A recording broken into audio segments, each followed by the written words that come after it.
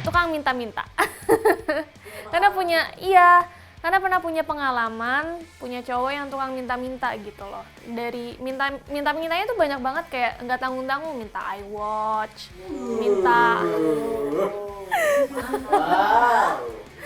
minta iWatch, minta dibeliin, nggak dibeliin sih, minta ditambahin buat beli laptop, minta ini, minta itu, pokoknya banyak banget permintaannya yang di luar nalar gitu. Dan itu jujur bikin gue ilfeel gitu, sampai gue berapa kali gitu bilang ke dia, jangan minta-minta gitu, aku nggak suka, gue bilang kayak gitu. Tapi ya tetap aja minta-minta, ada yang dikasih ada yang enggak.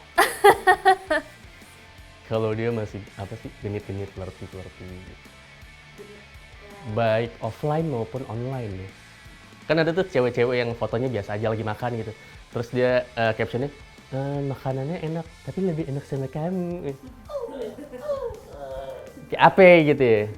Terus ada yang komenin, cowok-cowok kan kita biasanya, selain emot-emot api gitu kan ada, yuk kapan gitu kan. Itu antara flirting sama persona jomblo ya. Dia tidak mengingat-ingat, mungkin dia apa ya, ngerti juga. Ya kalau offline mungkin di tongkrongan atau jalan sama siapa, tapi yang taci-taci ke lawan jenis gitu sih. Ilfeel sih nggak seketika ya, tapi lebih kepada kayak, kalau gue sih yang gue terapkan selalu ada kayak SP1, SP2 ya. Kayak kalau ada satu hal yang baru, lebih baik sih dibicarakan, emang kenapa sih gitu loh. Kalau yang kedua nggak bisa ya baru ilfeel tuh. Berarti emang batu orangnya, udah cut, red flags. Tapi menurut gue cewek yang genit itu yang masih suka play around gitu loh, yang masih suka genit sama cowok lain. Simple kayak misalnya ada cowok kayak, hai kamu cantik, kita semua tahu itu bullshit, itu basa-basi doang, tapi masih diladenin.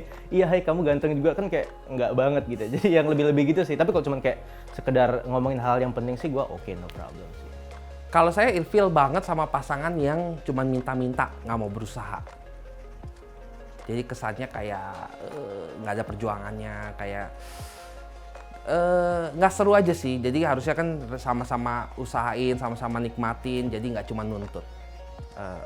Dulu pernah yang kayak gitu, ya cuman kesannya kayak gampangan aja gitu. Ilfeel. Kayaknya kalau misalnya emang udah komitmen sebagai pasangan, kayaknya lebih baik untuk tidak genit sama orang lain sih. Ya mungkin udah mulai flirting, udah mulai intinya dari flirting sih. Kayaknya kalau misalnya ya kalau ketemu terus tiap kali duduk rangkul, nempel udah ada physical touching gitu, kayaknya udah berlebihan sih. Tapi kalau misalnya secara baru ketemu, temennya sendiri terus pelukan tuh masih nggak apa-apa. Maksudnya itu kan secara pengen ketemu lagi gitu. Ilfeel, karena ya dia masih genit sama cewek lain, tapi sebenarnya itu sekarang kejadian di aku. Nggak ilfeel tapi kesel sih gitu. Hal yang bikin aku ilfeel itu kalau misalkan dia genit ke cewek lain, kayak misalkan bilangnya nggak punya pacar padahal punya gitu. Ilfeel sih enggak, paling dia akan kena semprot aku, karena tau lah ya mulut ini kalau udah ngomel kayak apa. Kalau bohong iya dong, ilfeel dong. Bukan ilfeel banget sih, tapi lebih ke gue mungkin mempertanyakan kali ya, kenapa sih lo bohong gitu, alasannya apa? Apakah selama ini mungkin guenya terlalu mengekang gitu, makanya dia sebenarnya begitu tuh karena takut aja. Pas selama ini dia kalau jujur gue marah mulu, apa dia jadi nggak nyaman gitu. Gue lebih ke mempertanyakan itunya gitu, bukan yang ilfeel banget. Tapi kalau dia bohong-bohong kayak yang misalnya, kayaknya 2 tahun lagi aku ingin menjadi presiden Amerika Serikat deh, ya, dia nggak lakuin ya udahlah. Menurut gue sih kalau soal bohong itu nggak ada manusia yang nggak bohong ya, tapi lebih kepada kalaupun ketahuan bohong ya lebih baik dibicarakan gitu loh. Apakah bohongnya itu demi kebaikan, apakah memang itu untuk mencurangi kita gitu. Karena ada yang hal lebih baik dibohongin untuk hal kebaikan dibanding lo jujur sih. Ada kok hal itu. Jadi ya, lagi-lagi hubungan itu soal komunikasi. Enggak sih ya, kadang-kadang lihat kondisi juga. Jadi termasuk kita juga belum tentu semua yang kita omongin kita bisa buktiin jalan, karena tergantung kondisinya. Jadi alangkah bijaknya kalau kita sama-sama ngertiin dan bijaksana. Jadi nggak terlalu iflis sih kalau masalah itu. Yang penting komit. Sebenarnya enggak ya, kadang manusia suka melakukan hal yang mungkin nggak sesuai dengan omongannya. Menurut aku sih enggak juga sih, terkecuali itu nggak parah-parah banget. Ya kalau day to day basis dia ngomongnya dia suka begini-begini, tapi in the end of the day dia nggak begitu juga sebenarnya nggak apa-apa. Iya, kan kalau laki harus dijaga dong omongannya.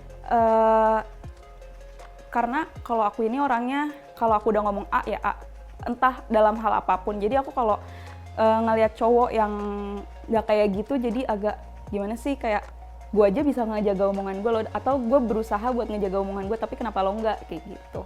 Enggak sih, enggak ilfil. Cuman ya bete aja kalau misalkan dia ngomongnya apa tapi ngelakuinnya beda gitu. Ilfil sih enggak, paling kayak negor sih. Lebih ke protes. Kemarin ngomong gini, sekarang begini, jadi yang bener gimana gitu. Selingkuh. Selingkuh sih itu udah pasti sih. Pastinya kalau selingkuh. Selingkuh sih. Selingkuh. Perselingkuhan sih.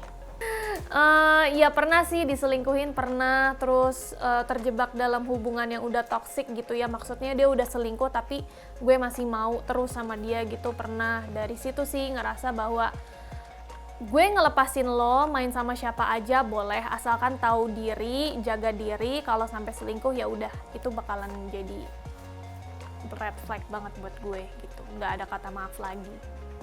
Ngomong kasar, kayak ngomong sorry ya, BABI itu sampai dieja gitu ngomong ke gue gitu. Jadi sampai kayak kena mental juga sih sama pacar gue yang dulu ini gitu. Gue sampai dibilang jangan kayak gitu dong, BABI gitu. Sampai di spelling gitu loh BABI-nya gitu.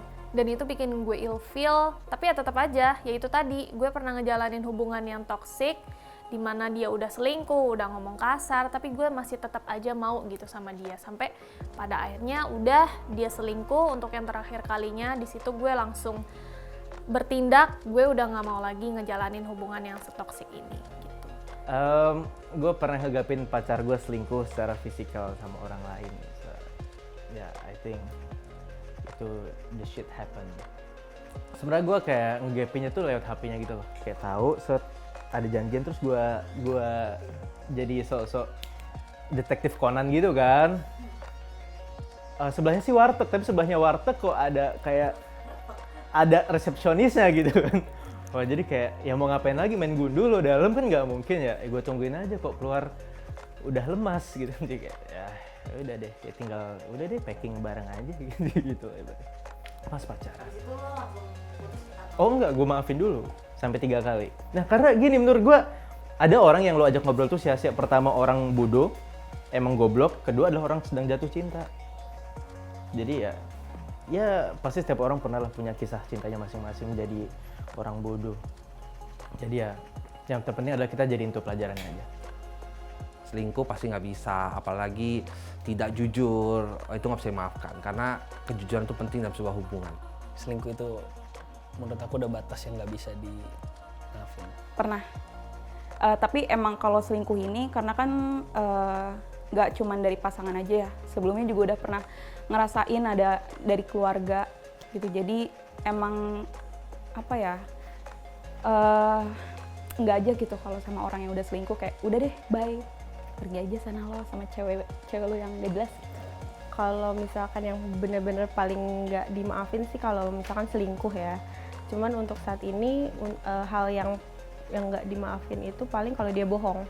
Karena dulu aku pernah punya pengalaman diselingkuhin waktu SMK, padahal pulang sekolah bareng, apa-apa bareng. Jadi abis nganterin gue pulang, dia ketemuan sama selingkuhannya. Kayak gitulah. Tapi cowok itu bego. Kalau selingkuh selalu ketahuan, terus ntar dia datang nangis-nangis, ketahuan lagi, datang lagi nangis-nangis, ketahuan lagi, kita labrak aja ceweknya gitu. Iya, gue datang ke sekolahannya, gue sama temen gue, dia sama temennya juga. Terus tiba-tiba mantan gue datang naik motor, najis banget sih kalau diinget-inget, geli banget. Datang naik motor, buka helm, cie, aku nggak bisa milih dua-duanya. Terus ujung-ujungnya gue pulang ke Bogor sama temen gue, dia ikut tuh ke Bogor, nggak tahu ngapain. Terus dia ngomong di WA, oh kamu gitu ya gini-gini, ujungnya baikan lagi. Aduh gak jelas deh. Pernah, jadi gue pernah ngedate sama orang bule. Dan kebetulan orang bule itu tetangga gue. Jadi ibunya itu tinggal di komplek yang sama kayak komplek gue, tapi anaknya itu kerja di Australia. Nah waktu itu abis bulan puasa anaknya itu lagi main ke Indonesia, terus kita ketemu kan, kita makan-makan, dan pas lagi makan-makan, karena kebetulan bahasa Inggris gue lemah gitu ya, jadi ada beberapa kata-kata yang gue nggak tahu artinya apa. Terus pas kita lagi makan nih di restoran, dia bilang dia lupa sih dia ngomong apa, cuman ada kata-kata fart. Dan itu gue bingung kan, fart itu apa gitu kan. Do you know fart? Dia bilang gitu. Terus dia translate tuh fart itu apa, dan ternyata itu kentut. Maksudnya ya kita lagi makan gitu kan, kenapa harus bahas kentut pas kita lagi makan gitu loh. Menurut gue itu nggak sopan aja sih, dan gue langsung kayak ilfeel gitu kan, langsung kayak drop gitu rasa interest gue ke dia gitu. Oh, gue pernah ngedate, pulangnya gue tinggal. Gitu. Gara-gara kayak, let's say misalnya janjiannya jam berapa ya, misalnya jam 7 gitu ya, 7 malam janjian. Dari jam 4 tiba-tiba nggak ada kabar sama sekali, sampai jam 8 sampai jam 9 nggak ada kabar, baru ada terus bilang, gue udah sampai nih. Maksud saya gitu ya, kalau Anda mau telat kan bisa bilang aja telat gitu. Kayaknya kita ganti deh gitu. Nah, gue tuh nggak suka ngerasa kayak gue bingung harus ngapain gitu. Kan gue nggak tahu, misalnya gue jam 7 ya. Kalau lo bilang gitu misalnya, oke, kayaknya gue telat ya jam 9. Gue punya spare waktu 2 jam, gue tahu, oke, gue mending ngapain dulu ya gitu. Itu fine-fine aja buat gue. Tapi kalau lo diem, hilang tau-tau bau gitu kan. Nah, gue kan kayak, ya gue harus ngapain nih? Apakah gue harus nunggu, nanti gue tinggal, dianya nyampe. Karena gak ada kabar miskom lagi. Tapi, nunggu males juga, karena bingung. Tapi tinggal, bingung juga. Nah, itu makanya pas ketemuan baliknya, sepertinya Anda tadi meninggalkan saya, pulang saya tinggal juga gitu. Ada lagi. Gue pernah ngedate sama cewek. Keteknya bau banget anjing. Kayak anjing baru dateng, kayak langsung pengen cabut gitu, tapi baru 5 menit gitu kan, kayak minuman gue aja esnya masih utuh gitu. Jadi, lumayan, tapi kan kalau bau ketek ya gimana gitu. Jadi kayak lo mau kayak Pevita Pierce kalau bau ketek juga. Tapi masih bisa dimaafin sih kalau Pevita Pierce sih, boleh sih. Semprot aja ya. Gitu sih, bau ketek sih, itu cut off banget. Pernah ada. Dia pergi ke suatu hiburan malam, nggak ada kabar. Terus in the end of the day, ternyata dia cuman kali sama cowok lain, sama pelukan gitu. Dengan bodohnya saya masih tembak dia. Pada saat itu saya belum pacaran, tapi pada saat itu setelah berapa bulan saya maafin dengan kebodohan saya itu, dan saya ujung-ujungnya saya tembak dia jadi pacar saya. Dan itu menurut saya hal yang harusnya tidak dilakukan. Ada dulu pernah sama mantan, dia ini udah lama banget sih, dia bilang gini, ayo kita manggilnya ayah bunda aja. Terus ya aku putusin karena udah nggak banget gitu. Aku disuruh manggil ayah, terus dia manggil aku bunda. Paling pernah waktu itu deket sama cowok, jadi dia udah milih-milih, mbak saya mesen ini. Gue pikir punya duit nih orang gitu. Ternyata nggak punya duit, gue yang beli. Kalau gue megang duit ya, kalau gue nggak megang duit Bang Niko, bayangkan baru PDKT doang, ngajak jalan. Nah kalau orang udah ngajak jalan ya pasti dia dong yang harus ngeluarin duit gitu kan. Tapi ini enggak, dia main pilih aja, mesen ini. Ujung-ujung gue yang suruh bayar banget ya. Kalau nggak punya duit gak usah belagu. Tapi lu bayar. Tapi gue bayar, ya malu dong kan sama gue perginya. Waktu itu ketemu sama cowok, tapi tuh emang bukan dari dating apps, cuman dari grup online aja gitu. Terus ketemuan, ngajak ke KFC.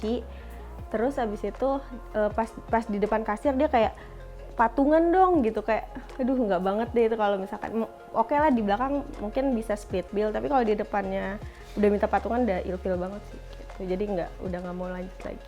Jangan lupa buat subscribe YouTube channel gue di Viani Adila A-nya 2. Halo guys, gue Aziz Ngok, gue seorang musisi. kalian bisa dengerin album terbaru gue Empty Soul di semua digital music platform, Spotify, all. Dan lupa juga untuk follow Instagram gue dan YouTube Aziz_Ngok. Nah, ini paling penting guys. Jadi sekali lagi kalau kalian mau tahu lebih banyak tentang bisnis F&B, mulai dari alatnya, pelatihannya, peluang-peluang bisnis F&B, kalian penasaran silahkan tonton di YouTube Indra Eskom atau bisa juga DM di Instagram saya di indra.eskom. Boleh follow IG aku @niranjanbarfani. Follow aku di Instagram aku Naya Aneng.